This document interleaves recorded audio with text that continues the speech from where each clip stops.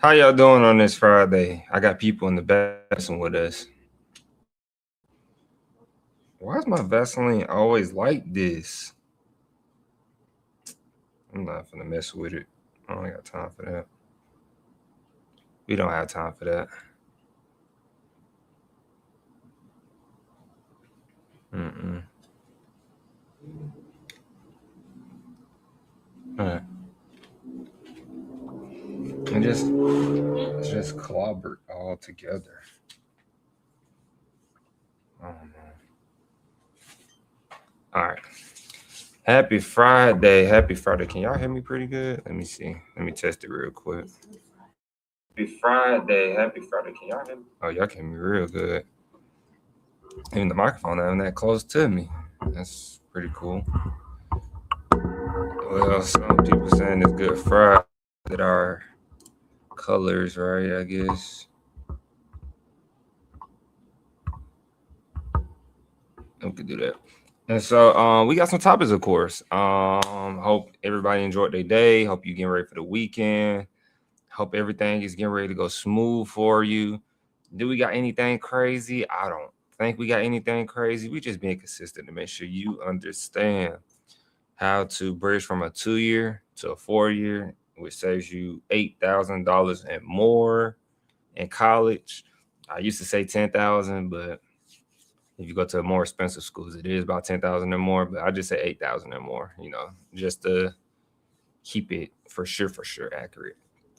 Once again, if you didn't catch the last live stream, we got our masters hanging up. Not the best looking degree, but it's hanging up.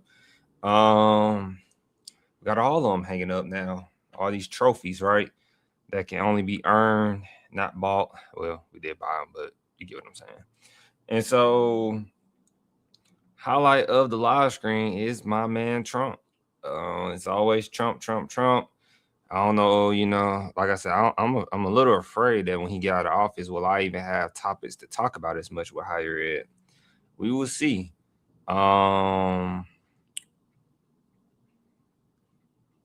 Man, we will see. So, how they say, what's that word? They say, without further ado, and how they do that? I have some topics, but first, let me disclaimer. Disclaimer. Video tools. I feel like it's gonna be a good live stream, y'all. Even though I'm sore from physical therapy, it's gonna be a good live stream. My physical therapist is killing me right now. Like no figuration. And so I'm just setting this up for y'all real quick. All right, so disclaimer. The videos presented here for informational purposes only. Remember, if you hear us talking about an institution, a university, or to your college, it's best that you follow up with the institution to verify the information that we are speaking about is accurate and true. Because when you catch this video in the future, a lot can change from now to then. And so we just want you to be informed of that, okay? And remember that Henry is only speaking from his experience. He lived it. He went to college. He worked in a college. And what's it? He worked in a college. He went to college. Worked. Went. Worked. Went. Worked. And lived it. That's what I want to say. I worked. Lived.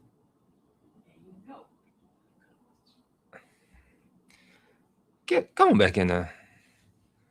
And yes, we don't like to say we know things because it comes off a little conceited. And so remember, I'm not financial aid specialist, academic advisor, or representing any institution during the live stream. Even though I'm currently in higher ed, I still like to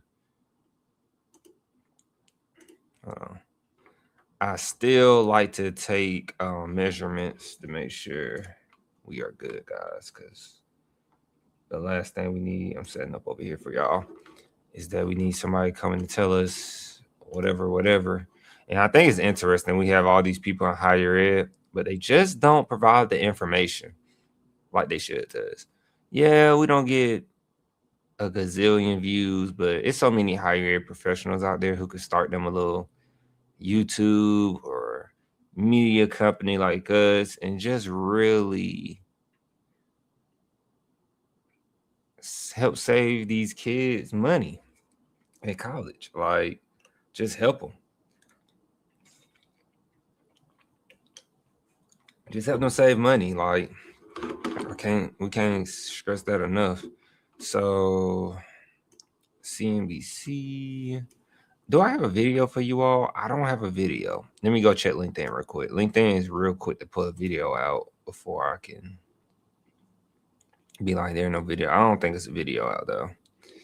And I noticed a lot of people are not worrying about school right now. I think they're worrying more about war going on, everything expensive. That is definitely what the eyes are on.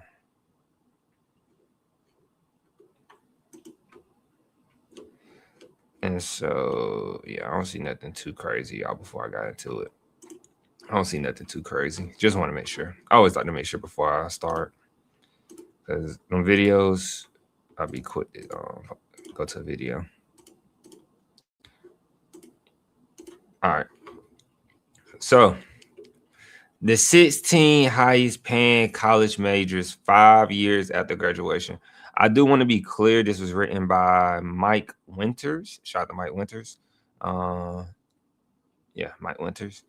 And before we get started, this data is from 2024 U.S. consensus. I think it's consensus. Let me see. I said it before. I just want to make sure. I really don't want to go a whole live screen, and it was consensus the whole time.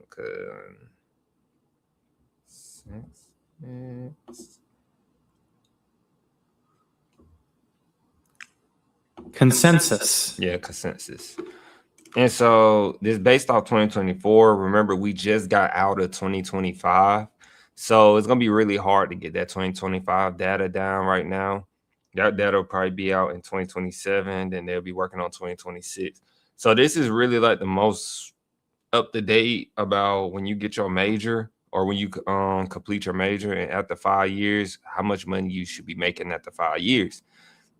Now, hopefully they put in here that does not include like the type of institution you went to, all these other stipulations they probably forgot to mention. So we just have to factor in, like, does it matter where school you went to, I guess? So as I always do, read the introduction. So they say engineering majors So they said engineering majors earn some of the highest salaries right after college, and they are still near the top years later. This was updated February 26th. It's funny because we was in the hospital. No, we was recovering at the time. I think we was in the hospital. We were recovering, getting ready for physical therapy. And then it says that is according to the latest findings from the Federal Reserve Bank of New York, based on the 2024 U.S. Census. Hold up, census? Consensus? Isn't that too... I typed in consensus. Lord, it's census. What was I thinking? It should be census then. Census. Yeah, it is census. Just making sure. So it says the analysis breaks down the annual earnings of college graduates by major and reflects the income of full-time workers whose highest degree is a bachelor's. So it's not including graduate school. You probably remember us doing some graduate school ones, but they're saying that if your highest degree is a bachelor's, this is what the list is about. And so it says, excluding currently enrolled students, various engineering degrees have consistently ranked among top paying fields in recent years. The highest paying majors for workers ages 22 to 27 are computer engineering, computer science, and chemical engineering, with recent graduates earning median early career salaries of $85,000 or more. That is well above the U.S. median personal income of just over $45,000, according to the U.S. Census Bureau data. Now, they said engineering accounts for about 6% of bachelor's degrees, awarded nationwide, representing a relatively small share of all college graduates, according to the most recent data of the National Center of Education Statistics. But it says here are the 16 majors that lead to the highest salaries for workers ages 22 to 27. So computer engineering, I don't know about, was it computer science? I don't know about computer science immediately because I believe computer science deals with coding. Not the I believe it's computer science deals with coding. The only reason I say that because I always go back to this when Obama said, Barack Obama said, just in case anybody wonder which Obama I'm talking about, Barack Obama said that with AI growing rapidly, it's here to stay. First and foremost, that you won't need as many coders as you have now, and that you'll really have to be like a 1% coder to be around and stay around. And so I think some people really should consider that. I think that's how, like, because in 2024, really, it's 2026?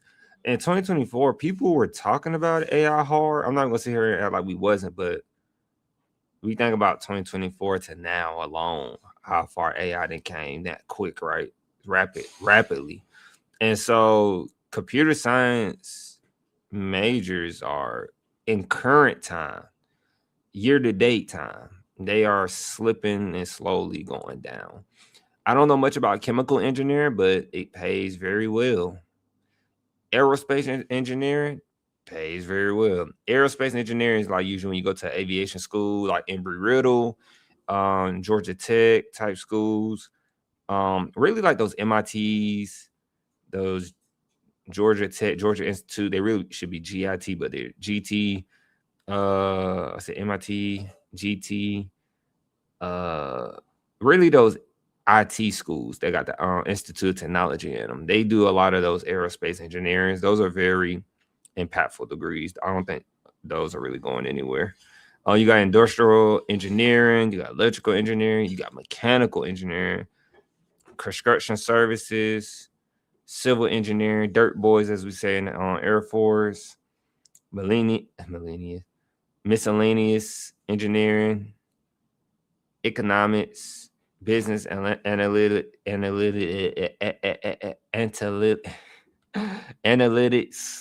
Trying to get that out. I couldn't get it out, yeah. Finance, mathematics, and nursing. So these are all with bachelor's degrees, though. Hold on, is it more down here before we keep going? Yeah, it's more. And then we got a person right here. So we're gonna stay right here real quick. Besides the engineering, I don't know much about engineering, but engineering, I don't believe is going anywhere. We have to bring somebody, hopefully in the future, I always say bring somebody who's in the industry. But based on the data, they saying these are the highest, like with a bachelor's alone. So you like, I don't want to go to graduate school. How can I go to these schools? Remember, you can start a 2-year and simply bridge to a 4-year. You can simply do that. You can simply bridge from a 2-year to a 4-year. Like if you do want to get to a school that offers this, that's why I would say it's great to start at the 2-year. A lot of states recently, since I've been in Georgia, I've been seeing a lot of affordability things come into play. I don't know. I feel some good about that because maybe I'm just realizing it, I guess. But I promise you guys, I've been looking at this higher ed stuff since 2023. I did not see no higher education deals getting done like I see today in 2026. And so maybe they are listening a little bit. Georgia just did something that I'm going to show today. They did something about affordability. I think they call it deal or something like that. We're going to see. I'm going to show you. But as we keep going, though, you can make some good money doing economics. I thought about doing economics. I felt like I was going to be mediocre at it, though. Honestly. I felt like I was going to be mediocre at it. Business analytics. Come on now. Everybody know you can go to any. I would say try to go to a good school for undergraduate that offers a pretty good business program, though. I will say that. Remember, make sure your university has an articulation agreement with the 2-year that's near you. So when you bridge over, it can be seamlessly. And then make sure you see what other schools like. Try to see if your agency, like for your state, like the system, the community college system in your state, see if they have like articulation agreements with universities, because agencies are starting to do deals now for the universities and for the 2 years. And speaking on behalf of all 2 years, because I guess 2 years are not doing their job enough. And so we already know if you are good at math, you're going to be paid regardless. Mathematics is not going nowhere. And that's interesting. Getting the BSN in nursing. Well, it's not interesting. That's not surprising. I would say that they get paid so good. Then they're just within 5 years of getting your bachelor's, guys. So remember, everybody always say my entry pay is not that good, blah, blah, blah, blah. But it's going to be better for you to move up once you get your degree. That's the value in getting your degree. You might not like your first job because of the pay, but after you get that year or two experience and you move up, it's just honestly like either lateral, because the job might be toxic, or you actually moving up in pay if you are bettering yourself as you go, as they say. They say engineering graduates remain in strong demand. That's no secret, as we just said. And the data from the National Association of Colleges and Employers shows while artificial intelligence is reshaping how the technical work is done, employment in many engineering fields is still projected to grow over the next decade. Because you're still going to need it. And remember, you can listen to people like Jensen Young, founder and CEO of Nvidia. He gives honest takes about how the future should be because he has a godfather company on artificial intelligence. So when you go to schools, just from my experience of working at that time, when I was at Georgia Tech working, they had a lot of students trying to work at Nvidia. They had unique companies coming out there at Georgia Tech. So I think it's interesting that you have people like, I always not defend Palantir, but, always be like, Palantir says things about community colleges, but Palantir was one of the companies, though, that was actually outreaching, trying to get students from Georgia Tech.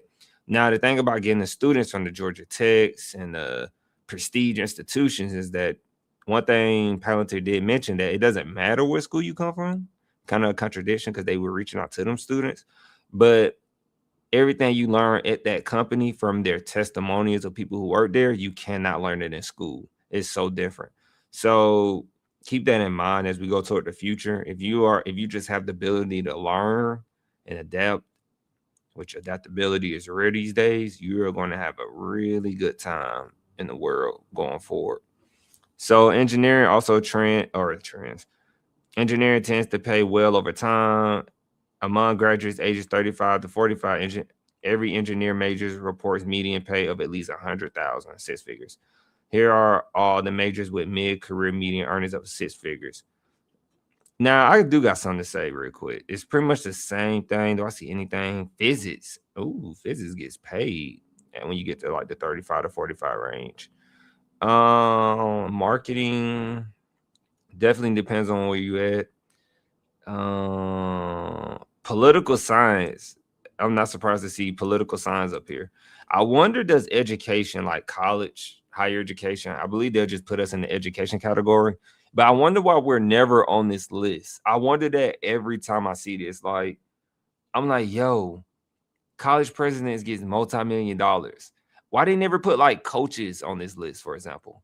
Like coaches get paid a lot of money, So shouldn't that fall under like the liberal arts degree technically or something? Because to be a coach, you got to have great communication skills and understand a lot of different perspectives. I think that's interesting, though, that higher education is never on here because there's a lot of people in higher education who get paid bank, but they always show the traditional like finance, business analytics, miscellaneous engineering. That's what I say. I think we will fall under political science, but higher education does not have a set degree. You can go to school for accounting and become a university or a 2-year college president. So just interesting, right? But that's pretty much it about everything. This CNBC, with their stories and all. I always like to show you that because, you should consider these degrees in some form of fashion. Like, especially when you get your associate's degree. I was explaining this to a family the other day. When you get your associate's degree, it has nothing to do with going to get your bachelor's.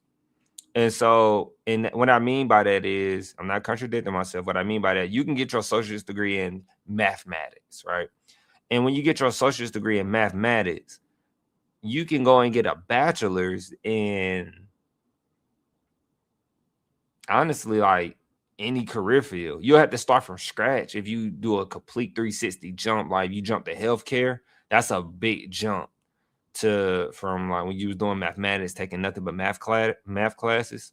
So when you jump to university and you say, oh, I want to do the nursing program, then it's like you have to do all the anatomy and stuff, which you could have did at the 2-year, then bridged over to university, but we ain't gonna get that deep into it. And so, and to give you another example, like I went to school for, mine was related, but I got a human resources degree and a general studies degree. When I got to the university, I could have got a bachelor's in chemistry. You know, that has nothing to do with my associate's degree. They could have applied my associate's degree to elective classes like 1,000, 2,000 level or 100, 200 level classes, meaning like those are classes offered at 2 years mostly. They are offered at universities, but they're going to be more pricey. But you could take those classes at 2 years. That's why it's like levels, literally, when you go from a 2-year to a 4-year. And so I always like to keep that in mind, because some people think when they get their associate's degree that they have to stay in that degree when they're at a 2-year, but you don't. You can go to a whole nother completely different degree. Like you can go from mathematics at a 2-year once again and go into politics at your university. So you don't have to, that's why I love, like, you can get your associate's degree in something else, go into the workforce and be like, only reason I got my associate's degree in this is because I wanted to make money early while going to school. Not a bad idea. Some people say, oh, I really don't need to learn this stuff until I get to the university. You know, some people think like that. Or some people like me say, well, I'm trying to get my skills early and be working on this for a long time. So I'm going to stay aligned from my 2-year to my 4-year in what I'm doing. So I could be real polished at what I do. And then when I went to grad school, I went for an actual focal point. And so I think I could have got my bachelor's in higher education. And then I think I would have did a master's if I could go back and do it. If I would have known, I don't know if they offer a bachelor's in higher education. But if I could have, I think I would have got the bachelor's in higher education and then did finance in grad school. I don't know. But yeah, I'll be having some thinking about finance down in the future. Like in another life. You know, I feel like you get a life every time you turn 30, 40, and all that good stuff. And so yeah, I just be wondering that. I know I went on a tangent. I'm sorry, guys. College do that to you. That's that college life for you, man. That's what it do to you sometimes. Like and subscribe. So I figured out why the camera wasn't focusing, and I figured out why it was like blurry when I was trying to figure out why it wasn't catching me. So pretty much I had to twist the knob. And guys, I know y'all thinking like you didn't try that like in the beginning. No, because usually for my brother business, we got this editor. He's like real dope. And he fixed my camera somehow. Because when I used to twist the knob to try to do that, it did not work. So I did it. And Al is sitting in this chair because I like to use her because I need a person right there. It helps me out. And I'm like, oh, I figured it out. I was like really happy because now it looks like pretty good. So now I know I can have a consistent setup every time when I come back to talk to you all. And so the next topic though is about Trump's where is it? Hold on. Let me go LinkedIn real quick. I seen it on LinkedIn. It was probably like one of the best posts.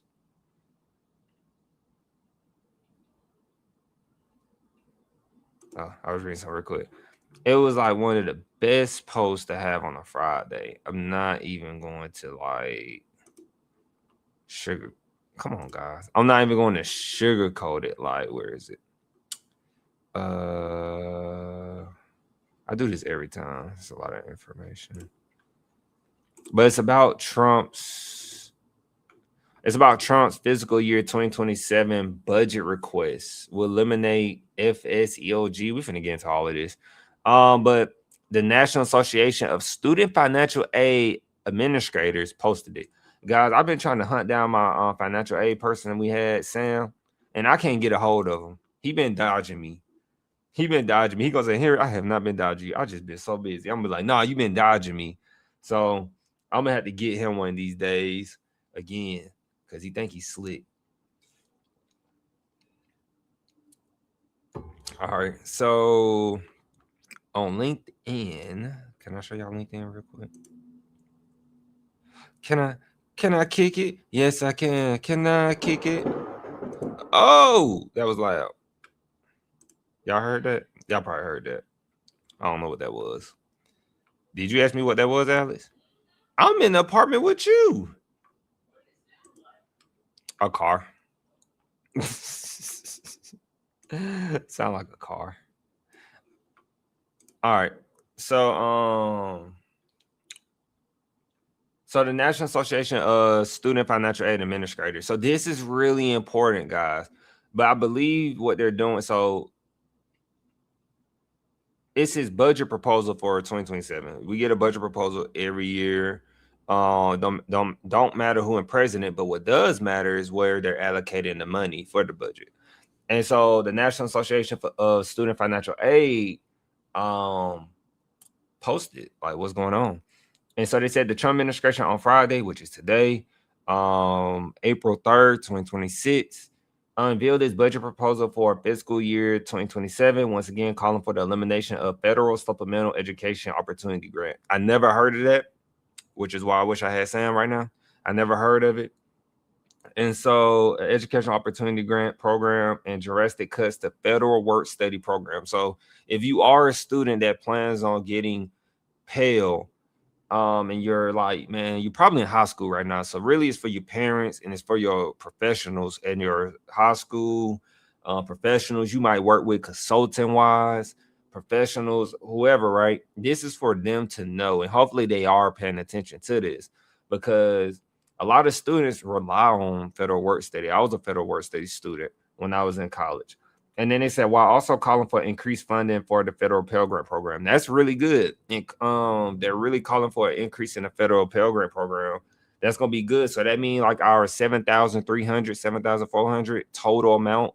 You know, that's the max amount you can get for Pell. So they're saying they're trying to up that. If they try to up that, they'll probably try to up it like the 8,000. That means you get like potentially 4,000 per semester. That's theoretical. That's not factual. I'm just hypothetically saying. And so they said specifically the administration requests $76.5 billion in discretionary funding for the Department of Education for fiscal year 2027. Huh? Why do you need $76.5 billion for the Department of Education? Then we got nobody in the building. Interesting. A $2.3 billion or 2.9%. Oh, for fiscal year 2027, a 2.3 billion or 2.9% decrease from fiscal year 2026 in at the level. So I guess never mind, it went down because I was about to say. So it's going down some percentages. And so for the administration of federal student aid, education department would receive roughly $2 billion in funding, including both mandatory and discretionary funding. The administration requests $124.4 billion for federal student aid for fiscal year 2027. What does that mean? Sometimes it means what it says with the numbers, but like really, like how does it apply to you? That's the real question, right? As a student, professional, you know, you got these upcoming college students. Like if you are going to be in the class of what they said, fiscal year 2027. So this is probably like, yeah, going into like fall 2026, pretty much that year, this upcoming year, when we go into 2027 in January, right? So, you know, so let's go ahead and go to it. I think I had a document pulled up. Let me see. Let me go to it right quick for you guys. I thought my head is hilarious right now. Is this my fro has been funny? I promise you I opened it because I was like, it's not that one. It's this one. I say, can I kick it? Can I kick it? Can I kick it? So, right here, budget of the U.S. government. Dang, we already 30 minutes in. It's good, y'all, but it's bad because time be flying out here. I'm outside in the AMG, right outside, TT, 2. And you know, we got the boy up in here. Oh. All right, so president's budget, volume, and document. Guys, do not panic. Your boy is not going to read all of this. This is a 92-page document. I was gonna say 100, but yeah, 92. It's pretty accurate. So right here, they got every department of what you can think of. I'm actually going to have to look at this for myself. Let me tell you why this is important. If you go on here, like you go to the Department of Energy, you'll know how much money they're proposing to allocate. This is a request. This is not official yet. How much money they're planning on allocating to Department of Energy, how much money they're planning to allocate to who's another one? Department of War. You know, like how much money is going into literally war. How much money is going into Department of course, we're about to talk about Department of Education, but Department of Agriculture. If you're doing commodities out there, you know, like this is where you see where the money goes and where the money is, like your tax dollars and all that good stuff and all this other money that comes from I don't know where, you know. And so even Department of Veteran Affairs, well, if you got VA stuff for my military people out there, are you gonna get an increase in your VA? Are you gonna get a decrease? Like this is how you find out these things. I'll be honest with you, I never looked at the document, but I'm gonna look at the document now. I'm getting older, so I have to pay attention a lot more to things. But that's what I'm here for. You know, I'm here to do the dirty grunt work for you all so you can have the convenience, right?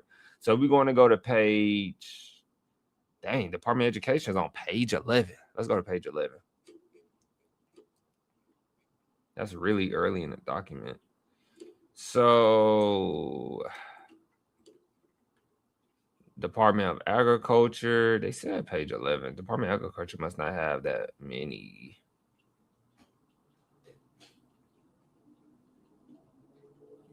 It's probably the actual page. Yeah, it's probably the actual page. I'm looking at it up here. So they said 11. Perfect. All right. So right here, as we get into it, I'm not gonna lie to you all. We finna cook this live screen. We finna cook. So the budget puts the Department of Education, which has failed the nation's children, teachers, and families. First and foremost, y'all say college don't matter. Shout out to the person that had to write this. I don't know if they use the same wording every year, but that is immediately the Trump administration writing. So shout out to the person who had to write this for a living. I know they probably like this is light work to them, but that's some real working right there, man. To write all this stuff, and that's some real writing. So, which has failed the nation's children, teachers, and families on a path to elimination. I'm gonna be honest with you. We need a raise in higher education. We need a raise. Let's make it happen then. Nationally, approximately 70% of eighth graders, 70% of eighth graders are below proficient in reading and math. Not just eighth grade, the whole K through 12 is below a proficient reading and math. I think the kids who don't even know, I think the kids who not even in school yet, like, you know, before they get to pre-K can read better than the kids in K through 12 right now. That's no exaggeration. That's real life. And they using these abnormal, if I say that right, results demonstrate that the federal control of education is not working. So pretty much they're leaning toward like right here. The budget advances efforts underway to dismantle the federal education bureaucracy, including reducing education department staff and transferring programs to other agencies that could deliver better results. But remember, in order for them to do that, they have to go through Congress to make that happen. And I actually got an article about that. That's the last article. And that's about the U.S. Senate Democrats pretty much ripped Trump's request of something. But and remember, Sam put that in simple terms for us a little bit too, because a lot of times when we trying to what's that word, decode this information, guys, it's complex. Sometimes it's really complex. It can be complex. It's not something you really learn in school. I'll be honest, I did not learn in graduate school how to decode many things. That's kind of been my natural ability with higher ed and just putting my own formula to things. So yeah, let's keep going.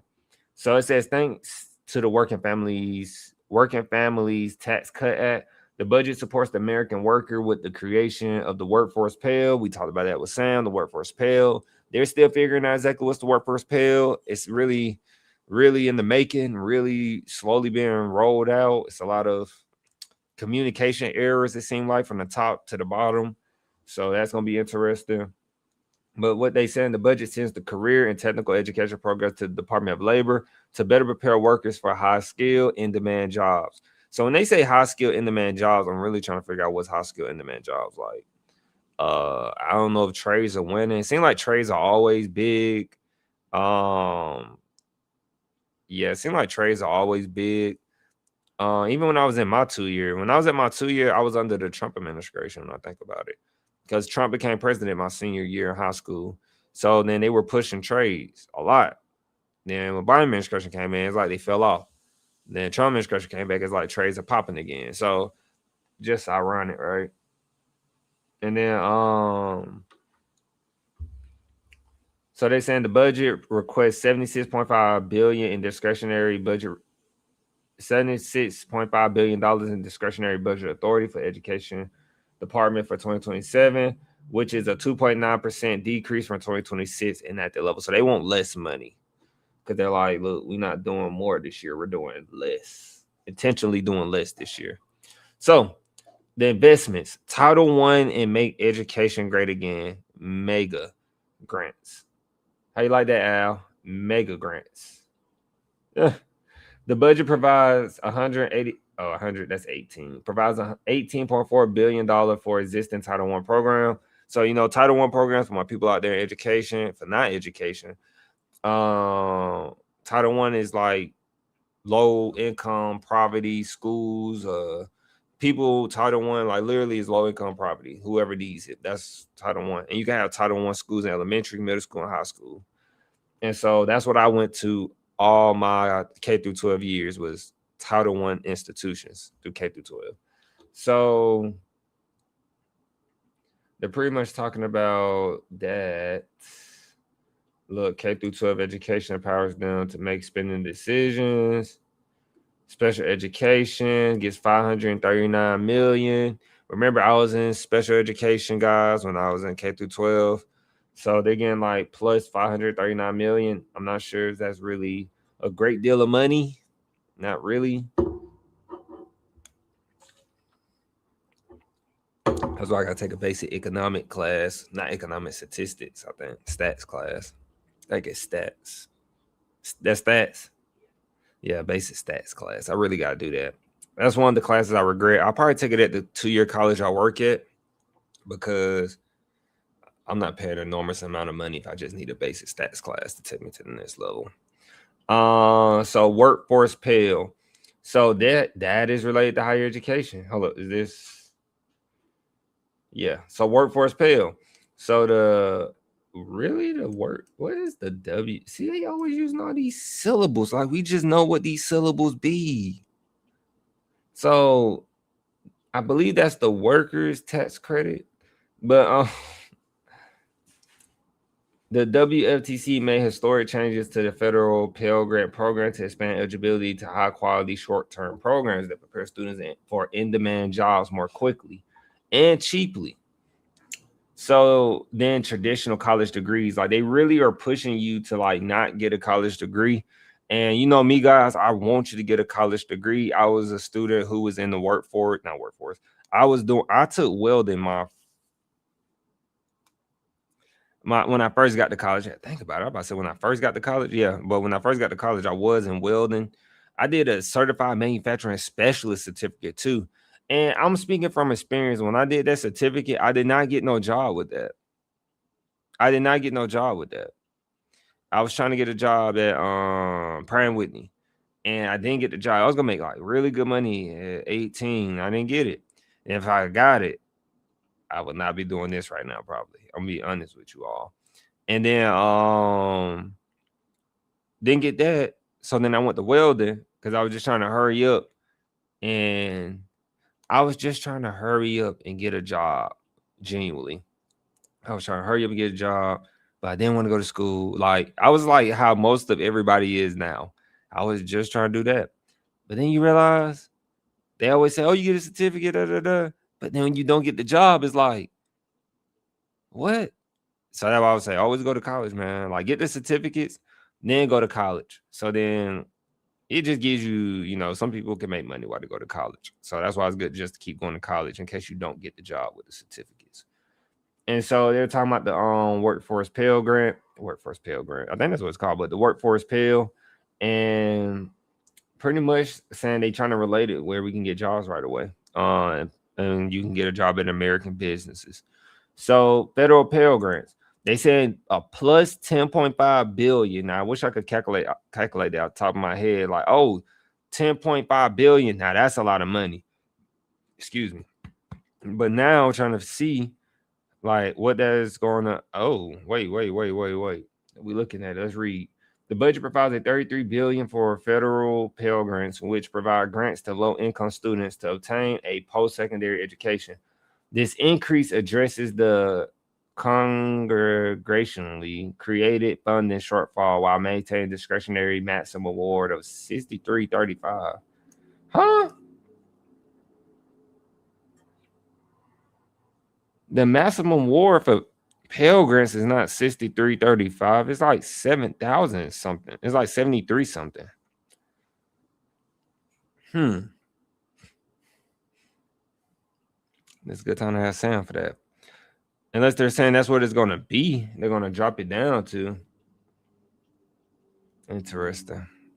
Don't really make sense because it's saying it's going to increase it, but they saying the max is going to be this. I'm confused like y'all a little bit on that one. That don't make sense right there. And if something don't make sense, it don't make sense. Remember that. I learned that as I got older. If it don't make sense, it don't make sense. So is these my darker lens? Hold on.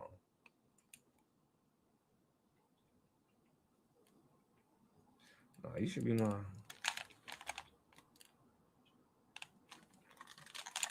All right. Let's see what else we can find with higher education. That's K through 12. They cutting something in K through 12. I see the minus.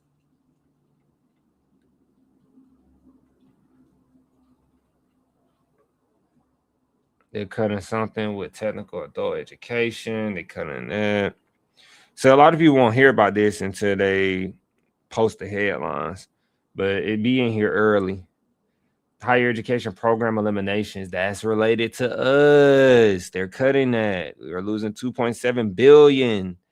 So education department spends billions of dollars annually on programs at colleges and universities that do not benefit students and taxpayers. That is 110% true. I wish the Democratic side would have jumped on that, and maybe they have, and I didn't know that, but that is something that needs to be done. I know some people who took some majors, who went to school for some majors that it really didn't like.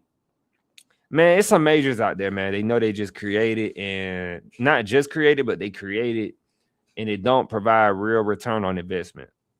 And so, with that being said, it's like I said, I use Al's example. She didn't get mad at me. But like I said, she was in Spanish, and I asked her how many people was in there because she used to be like, it was only like 5 of us. And you really think that's a good thing sometimes because there's not that many people trying to do it. I used to think that was a good thing for some reason. But when you look back at it, that's not a good thing. You want to have a lot of seats. I don't know what's considered a lot of seats at a school. To be honest, like a university or tertiary college, I want to say 20, like a good ratio of instructor to students. And you always want to keep that amount or grow that amount to where you have to get another instructor. More, like keep expansion. Expansion is always good. And so, especially if the students are doing it in your school and they're like, I didn't use this at all. I don't use it at all since I graduate. That's not good. That means the program wasn't really efficient on helping them like learn. So I ain't got that much time to do, y'all. Dang. I really want to keep going through this document, but I do. So right here, they saying they're going to take money away from minority serving institutions. Remember, a minority serving institution is like a PBI, predominantly Black institution, Hispanic serving institution, a Native American institution, or to be exact, the Asian Pacific and Islander institution, that has a majority demographic at that school. So like Georgia State, for example, guys, I went to Georgia State. Georgia State is formerly a predominantly white institution, but they have predominantly Black students there. So they're considered a PBI. And so that is considered a minority serving institution, for example. And then it says, which Department of Justice declined to defend in a recent lawsuit and determined on December 2nd, 2025. December 2nd, 2025 are unconstitutional because these programs discriminate by conferring government benefits exclusively to institutions that meet racial and ethnic quotas. Now, I'm be honest with you guys, that makes no sense. That makes no sense. It doesn't make sense because minority serving institutions are like, we had a class on it, but I had to go back and look at the history of it. It's been a thing. It's like part of history. And so to take away money, that shouldn't be touched, essentially. I'm saying that. It shouldn't be like being hit like it's being hit. Because if we keep going, like right here, I think they're talking about HBCUs. I just see historically Black colleges. Like it says, this builds on Education Department actions in 2025 to reprogram funding for these programs into institutions of higher education that have a demonstrated record of expanding higher education access, such as historically Black colleges and universities and tribally controlled colleges and universities. So what it's kind of saying is, I'm gonna be honest, I'm about to hit y'all with a J. Cole right there. It's pretty much saying like, get out of my school and go to your school, essentially. Because J. Cole said a line in his new album. He said they want their city back, so they raised the property tax. He said, so they raised the rent and the property tax. He said, why in a few years I feel like I relate to that. It's kind of like that because literally, like, we have, like I said, a lot of these colleges, you guys should watch Tyler Perry. He said in the beginning, he said, all colleges are white, and they are predominantly all white institutions. And so it's kind of like they want their schools back. So look, I'm gonna give more money to HBCUs, and a tribally controlled college is like Native American indigenous schools. And so they're pretty much like, go back to that school and get out of my PWI schools. I'm not saying that, but that's how it's coming off when I read this, because I don't understand why you're going at, like I say, guys, we independent. I don't understand why you're kind of attacking the minority serving institution programs or minority serving institution schools. So hopefully stay 10 toes down. Hope y'all got y'all investments ready, because y'all gonna need it at these schools, man. They coming at you, or maybe they're just for talk. Maybe they ain't really gonna do nothing. For all we know, So they're saying funds for earmarking $1.2 million for San Diego Community College LGBTQIA plus Pride Center staffing. Whew, boy, my voice was about to go out on that one. But that's fund for improvement of post-secondary research. Hold on. Fund for the improvement of post-secondary education. States and institutions of higher education should be responsible for funding innovations in higher education, not the federal government. I don't know. But like I said, $1.2 million for San Diego Community College, and earmarking $30 million for the University of Vermont's on their college endowment.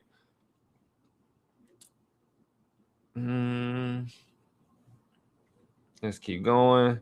And that's pretty much it for Department of Education, though. It wasn't that much. I thought it was more. I thought it was gonna be a lot more. And then your boy is gonna download this, and hopefully I'll remember to. I can organize it now. I'm just gonna kind of like make a new folder, call it 2026 stuff, and then we're gonna put this in here real quick. And that's pretty much it on that, man. That's well, not it for the live screen just yet. We at 9:12, so I got a few more minutes. Real quick if I have to jump off. I still gotta do the college review, and I don't want Alice getting me. I don't want us pushing it. So with that being said, So real quick.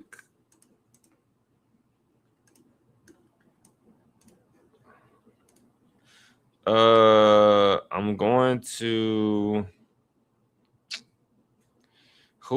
they play tomorrow, March Madness. So hopefully I could get this video dropped. I don't think I could. I don't think I am gonna be able to, but we're gonna see. So all right. So y'all can't see. So you got US Senate Dems rip Trump plan, as you see. As I said before, the U.S. Senate Dems, which is Democrats, ripped Trump plan to remove student loan oversight from Education Department. So, with that being said, what does that mean? So they stripped the oversight. But to get more detail on it, the U.S. Senate Democrats this week blasted the Trump administration's attempts to shift management of federal student loans. That has not been no secret. From the Education Department to the Treasury. They tried to send it to the Treasury. Pretty much, I think this is about when they tried to sell the loans. So, like, if you borrow money from the federal government, Department of Education for loans, pretty much they're saying, like, because your loans are going to fall under a private bank, essentially. That because I believe the Treasury Department is going to sell it. I can't say for sure, but we probably should have looked at that in that document and seen if that was still going to happen anyway. They could backdoor them. I don't know. But in a Wednesday letter, the ranking members of 5 Senate panels, the committee covering banking, finance, education, federal spending, and the appropriation subcommittee overseeing the education department called on Education Secretary Linda McMahon and Treasury Scott Bessent Secretary Scott Bessent to immediately rescind the interagency agreement announced in March. So yeah, the interagency, what we was talking about. And then we already read some of this. Democratic Senator Elizabeth Warren of Massachusetts, Ron Wynden of Oregon, Patty Murray, these high-ranking officials. Oh, Senator Bernie Sanders. Dang, he's still in there. Bernie Sanders of Vermont, who caucuses with the Democrats, penned the letter. They are the respective ranking members of the Senate committees on banking, housing, and urban affairs, finance, appropriations, the appropriations subcommittee overseeing education department funding, and health, education, labor, and pensions. So they're talking about a legal scheme. So what's the legal scheme? Under the agreement, Treasury will take over education's responsibility for collecting on defaulted federal student loan debt. The first step in a multi-phase process and toward Treasury taking on the entire roughly 1.7 trillion federal student loan portfolio. The senators called the move an illegal scheme. I wonder how's it a legal scheme though. Come on now, get to it. It threatens to trap student loan borrowers, students, and families in chaos and bureaucracy, all while American taxpayers are left to foot the bill for Treasury to administer programs that the Education Department can and should administer itself, likely costing more money and burying borrowers and families in unnecessary red tape. The lawmakers also emphasized the spending package Trump signed into law. In February, the lawmakers emphasized the spending package Trump signed into law. In February, rejects the president's calls to ask the agency. Funding the Education Department is $79 billion this fiscal year. We just talked about that. A hard reset. There wasn't really much in that other one. Education Department spokesperson Ellen Keast said in a statement shared with State's newsroom on Thursday that the current approach to student loan management was not working. It's not working. We're in a crisis right now. We're in an epidemic of student loans, and we can't seem to figure it out. Why we just don't ask Elon Musk to pay it? Elon Musk pay it and let's fix it. Elon pay the student loans. Let me stop. So with the student loan portfolio, Elon better not do nothing like that though. Do not bail. We're not bailing out. No, because then we're gonna have to foot the bill. Don't do that. With the student loan portfolio approaching 1.7 trillion, I think it's at 1.8, but 1.7 trillion and defaults nearing 25%. Now is it time for a hard reset in how the federal government provides and service student loans? Yeah. But that's pretty much it. So yeah, they ripped the plan. Hopefully more on that comes out. But it's common, real, like we've been up to date on that stuff. So not really much going crazy. What school should we review? It's March Madness right now. It's down to the final four. So March Madness. I still haven't done that other video with St. Mary's. It's in the works though. It's in the works. You got UConn, you got Arizona. I think we did Michigan. We did Michigan. I just never cut it yet. So we got a few schools we can review. Personally, I think we should do Tennessee. I don't think we ever did Tennessee. We should do Tennessee Orange real quick. We're going to do Tennessee. We're going to do Tennessee. So if you plan on going to Tennessee, you probably gonna get mad at me. I'm gonna be honest with you guys. I think it's the University of Tennessee. I wonder if they still had that same president there, which is a land grant institution. Oh, look at their Google reviews. Y'all, that should make y'all go there. Look at the Google reviews. University of Tennessee. Hold on, y'all. I got to see who the president. I think they president a millionaire. He used to be a founder of a company. Yeah, Randy Boyd. He's still there. He been there for a minute. I remember he was there when we were studying it at school. Randy Boyd is a multimillionaire, guys. He actually was a politician. Fun fact. Yeah. So Randy Boyd is the president of the University of Tennessee system and the founder of Radio Systems Corporation in Knoxville. Yep. You see it? Yep. That's your president at University of Tennessee. Why does that matter? I don't know. But what is his net worth? It's Google, but I'm not saying I believe Google, but Google's saying off estimate, hey, your boy Randy is probably a billionaire. Your boy Randy is probably a billionaire. So what that mean? I'm thinking University of Tennessee is running it like a business because he was a radio system. He founded Radio Systems Corporation in 1991. The company generates nearly 500 million annual sales at that time. And so he sold the company probably. Yeah, Boyd sold a portion of his company to a private investment firm in 2020. So he jumped out in 2020. And then, yeah. So does he need the money in higher education? He probably makes significantly less. So hopefully he's not doing it for the money, but hopefully doing it to make the school better. I don't really know. I never met him. I never been to the University of Tennessee. Never considered University of Tennessee anyway, even though it's a little up the road from where I'm at. I never consider it. So, yeah. Come on, man. It's a lot of money out here.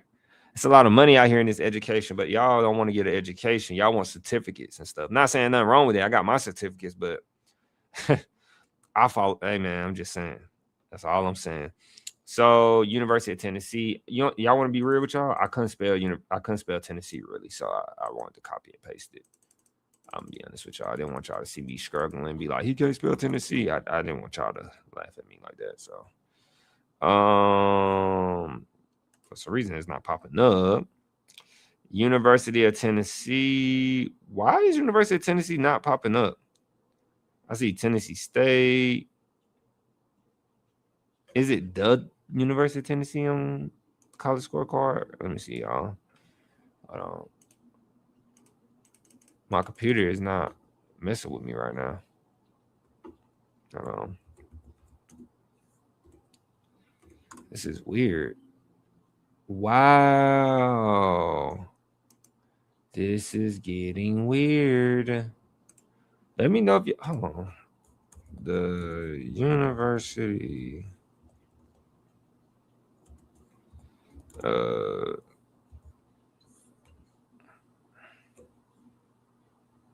I need to refresh this? University.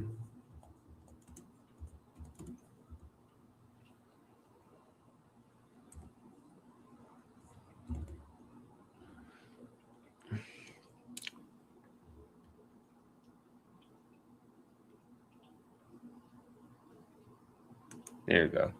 The University of Tennessee, Knoxville. I don't know why that took, but it's so many Tennessees. I can see why that took so long. Let's make sure this the right school. Let's make sure this is the right. If y'all don't let me open this link. Oh, look at that bright orange. The University of Tennessee in Knoxville. No, I'm not gonna lie. I like the colors. Don't too much care for the school. I just like the color. Like I would rock that color. Yeah. So remember what we said. So they are. Is it on? I think it's on here. It doesn't say it on here, so I'm gonna go on Google real quick. Remember, the University of Tennessee is a fun fact. University of Tennessee is a land grant university in Knoxville, Tennessee. They were founded in 1794, which is around that similar. They were founded before the Morris Act and all that good stuff and all that, before the Granger movement and all that. But they were around that time, as you could tell. And then it became the 16th state. Before Tennessee became the 16th state, it is the flagship campus of the University of Tennessee system. Now, President Randy Boyd, we just covered that. Here's some Noble alumni. This is funny. They got Dave Ramsey up here. Dave Ramsey was not up here before. That's how you know how many people are searching this now. And so they don't really have no recent Noble alumni as of what we know. They got Scott Kelly, Noble alumni, Dave Ramsey. They got John Coulomb and Bob Corker. And so, and I believe, believe it or not, I believe Dave Ramsey kids went to the University of Tennessee as well. They probably had the legacy admission set up. That's a thing. So remember, if you don't get into a school, it's probably because you wasn't a legacy student too. A lot of states still do legacy admits. Do I think that's fair? Not really, but you know, you got to play the game sometimes, I guess. So hopefully, guys, I can get in the office and stuff and make some changes. But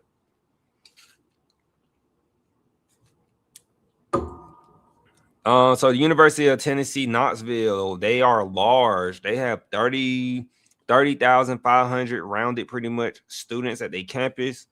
It's a 4-year, it's public. It's in the city of Knoxville. I never been to Knoxville, Tennessee. I don't know if it's like affordable living. I know Tennessee is an emerging market, but I don't know if it's affordable to live out there. Don't know if it's crazy expensive or not. But I never hear nobody complaining about it, so it's probably pretty decent. It's a large institute, got a large amount of students. So the graduation rate is 71%. That's over the 59%. The average annual cost to go there is actually below the 4-year midpoint. That is a great sign. Why? Because it's below the 4-year midpoint. It's like discounted essentially, but it's pretty known. I don't want to say prestigious, but it's pretty known. And so as we keep going and we talk about that, so sound like you're gonna be saving your money if you go here. That's what it sounds like compared to other 4 years. We're gonna go to the actual tuition and fees in a minute. And then they're saying that let's go ahead and verify that actually. So they're saying that, remember, the College Scorecard always knocks down the tuition because they're assuming you're going to get some type of aid, grant, scholarship. So we finna go see the real prices. Let's go. The magnifying glass, very simple. You can type in tuition and fees. That's why I always do. Mine's is showing up where I can just click it. I always type in tuition and fees and search. So I'm looking for their tuition and fees. I'm looking at costs and aid. What it was that? Oh, that was they. I was like, what was that? Y'all probably heard that. So cost, tuition, and aid. And so as we look, not Beats getting free advertisement. So as we look, that's probably strategic because normally they be real picky with that. So cost of attendance. So college is an important investment, and we are committed to making sure you get the most out of it. So they're saying that tuition and fees, in-state key costs, your tuition and fees is going to be about 13. I'm gonna just say 14,000. I'm sorry. It's about 14,000 with tuition and fees alone. Remember what I said about, look, this for the year. This is for the year. That's got to be for the year. That's got to be for the year. Yeah. That's for 25, 26, academic year. So they're saying, bro, you're going to pay $15,000 pretty much for housing and food for 2 semesters. Bro, wait a minute. What I'm saying is, don't stay on campus at the University of Tennessee. I'm saving you $15,000 a year. A year. Now, $14,000 in tuition and fees. I got my phone in my pocket. Let me see. Because my calculator don't be that fast when I be clicking. Let me see. 14,000. That's 7,000. Just making sure though. Yeah. So that's 7,000. Y'all can see that. That's 7,000. That's 7,000 per semester if you go to the University of Tennessee. Now, some people might say, "Oh, that's good because my Pell." Now, look, your Pell is only max 7,000 ish for the year. It's split in half. That's like 3,500 per semester. So you still need another 3,500 for that semester. Not crazy, but you still need another 3,500 to cover you. So you need to have some scholarships. You need to have some grants. And I don't know what the return on investment is when you go to the University of Tennessee, man. They made that very simple for us. Remember, you go to school out of state, it's going to be a lot more. I don't really pay attention on the total cost because even though 30,000 a year is not crazy, but 30,000 a year for 4 to 5 years, I always assume you'll get out in 4 years. 4 years. We're just gonna say 31,000 times 4. That's like 100. That's 6 figures. You're gonna spend $124,000 on college. That's about what most people get when they go to college and student loan debt. So that shows you that you just don't need to stay on campus because they're tying the housing and food into your tuition. And then that's why you're like paying so much money per semester. I mean, for the year, really. And so really, you just get the tuition and the fees. That's still a lot of money, like $7,000 per semester, but it defeats paying 30 grand a year. 14 is better than 30 grand a year. And then not to include, you can go to a 2-year and then transfer to Tennessee and do 2 years there. But let's keep going though, because we got to look at the return on investment real quick before we keep going.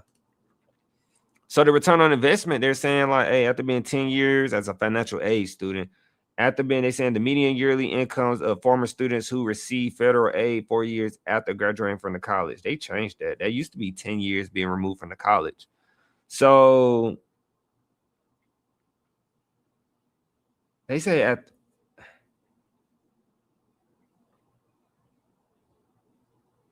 don't like the way they worded that. That's very confusing a little bit. They said who received federal aid 4 years after graduating from college. Al, come here real quick. They confusing me.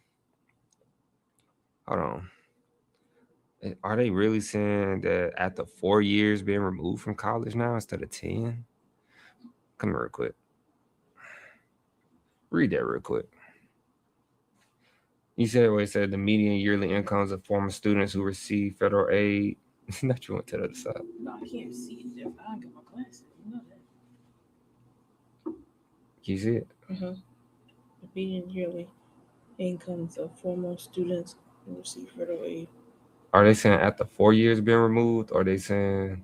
Yeah, 4 years after graduating. Yeah. They changed it. It used to be 10 years. Huh. Y'all can go check the old video. It used to be 10. But 4 years after being removed, they're saying you're going to make about $68,000 a year. And that's not bad. It's not terrible. If you go here out the gate and you're paying because I was looking at the sticker price. Oh, we didn't compare. So as they said though, with here it's about 19 grand a year with the financial aid and everything. you don't include financial aid, it's 30 grand a year if you in state. Remember, I don't want you going to college out of state. I want you to go to school in state. So yeah, that's a bit it's a bit decrease, but imagine what it can be if you don't stay on campus or anything. It's probably gonna be about the same price, because if you still compared to this right here, if you still take off within that 19,000, if you still take out the meal plan and housing for the year, you take that out for the year, you take what, that's $4 grand a semester. They're saying you could be paying like $4 grand for the year, hypothetically, theoretically, because if you take 14 grand, because what people don't know, your tuition and fees are going to be discounted, or your tuition is going to be discounted, meaning like you're going to get the money, it's going to decrease it, like what you're expecting to pay when you go to the school, like, you know, like what the school is covering you on, like, right, like that's all going to be like based on your income level. Actually, I can show you. So cost by family income, if your family makes literally 0 to 30,000 or 30 to 48,000, you see like your average annual cost is about 10,000. But where this could be misleading is that you're saying that, but it's like kind of like what I said, they're going to discount it. So let me go back. Remember we said you got 75,000, you got 75,000, you got 7,000, right? That's per semester, because we did the 14,000 divided by 2.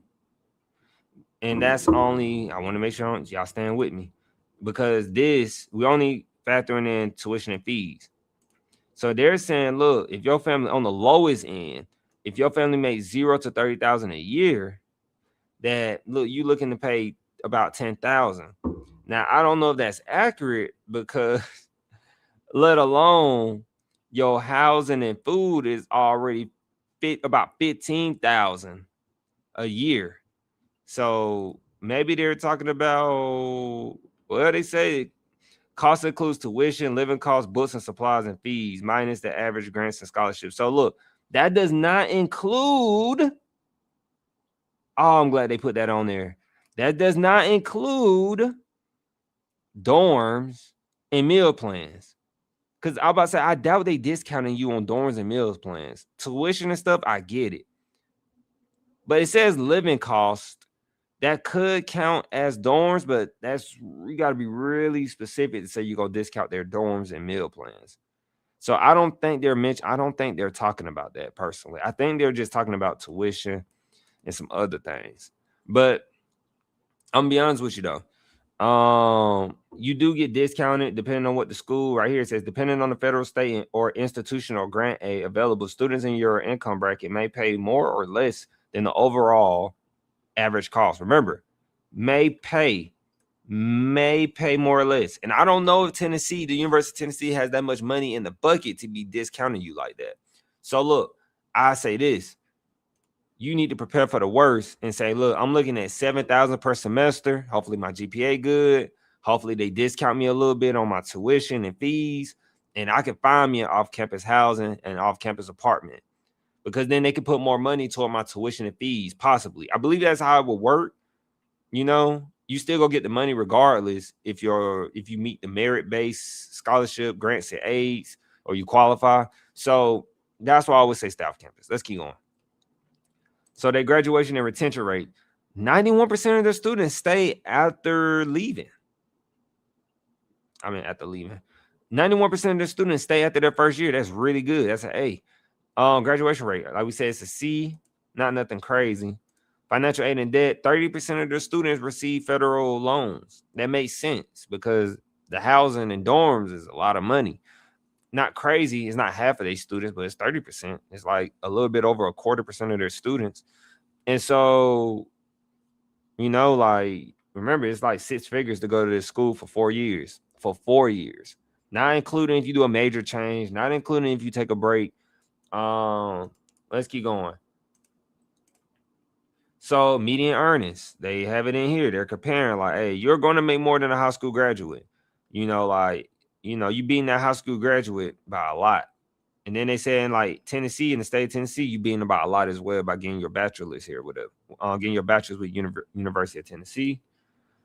And then campus diversity. Remember, guys, if you want to go to a school, you want to go to a college, do a tour in person. Hopefully you're in state, so you don't have to fly to multiple, fly like to all these different campuses. Hopefully you in state, you could drive to the campus. So you could drive to the campus and see the campus for yourself.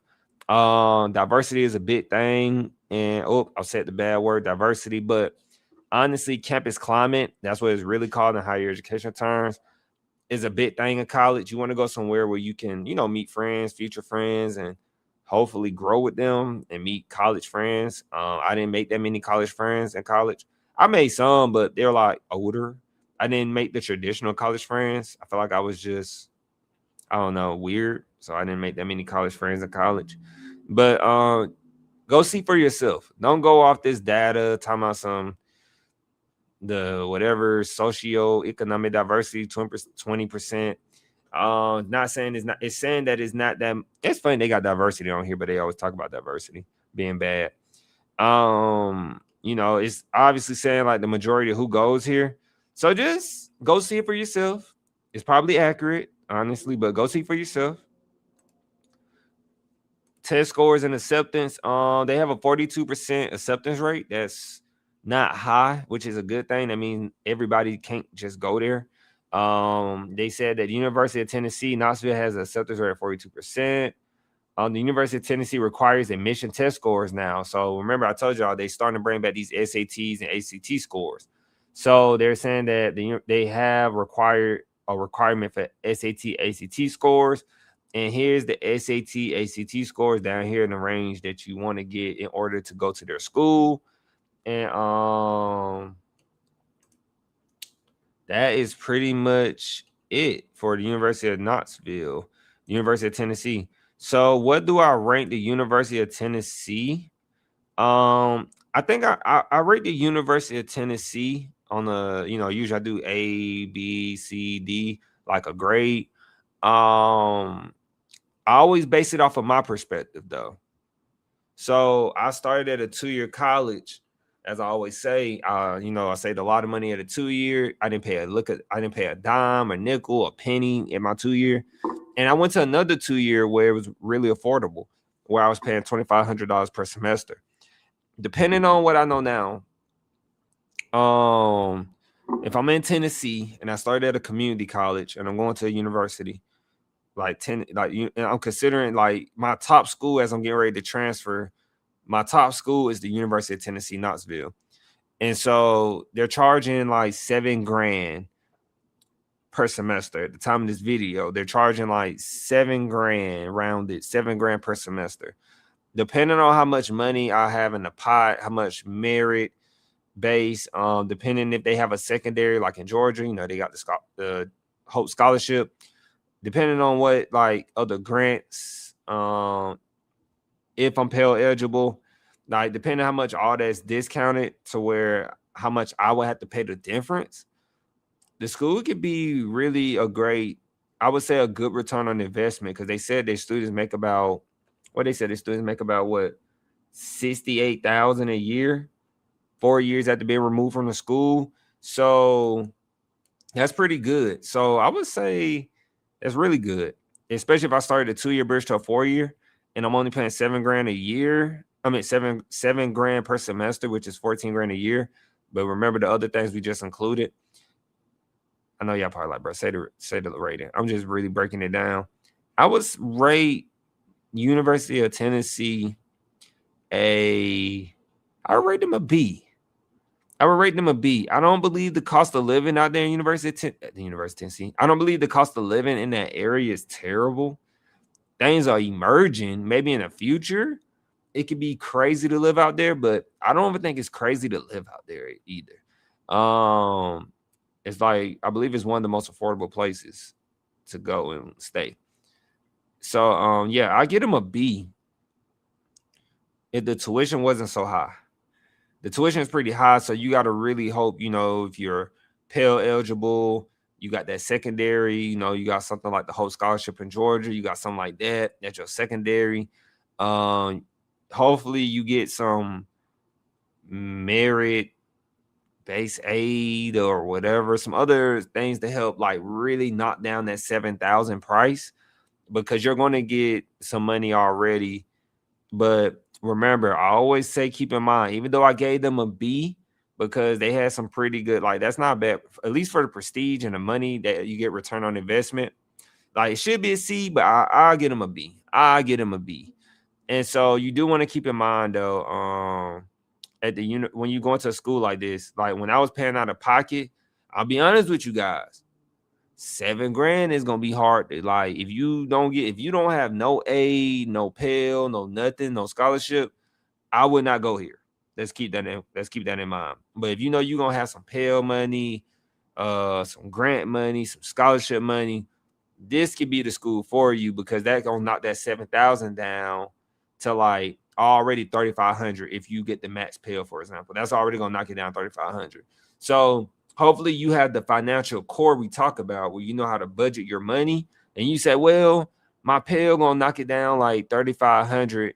That's gonna be most of it. So 3,500, 7,000 subtracted from 3,500 is 3,500, and so that's 4,500. I lied. 7,000 minus 35. Let me see. No, it's 3,500. Got to regroup. We call that regroup. Got a slash on the 6, on the 7. So, yeah. And so, yeah, it's 3,500. And you just got to knock down that 3,500. And the only reason I say that's not that bad, because I was paying 25 per semester.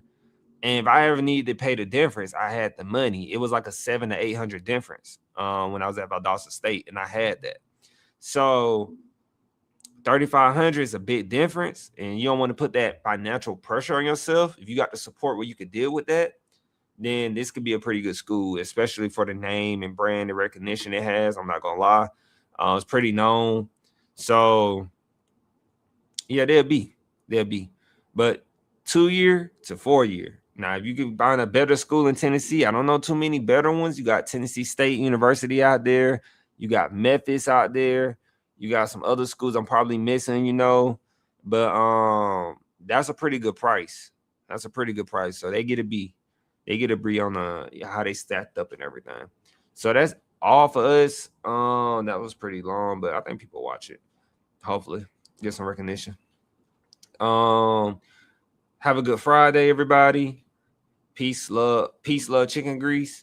We'll see you Monday, and then we should have some videos to upload again for Monday and Wednesday. Yeah, we should have some videos uploaded coming to you. Be safe this weekend. Don't drink and drive, as we say in the military. Don't drink and drive. Make right decisions. If you're going to party while in college, just watch me and think about what I said at the end of this video if you made it this far. And just do the right thing. Be safe.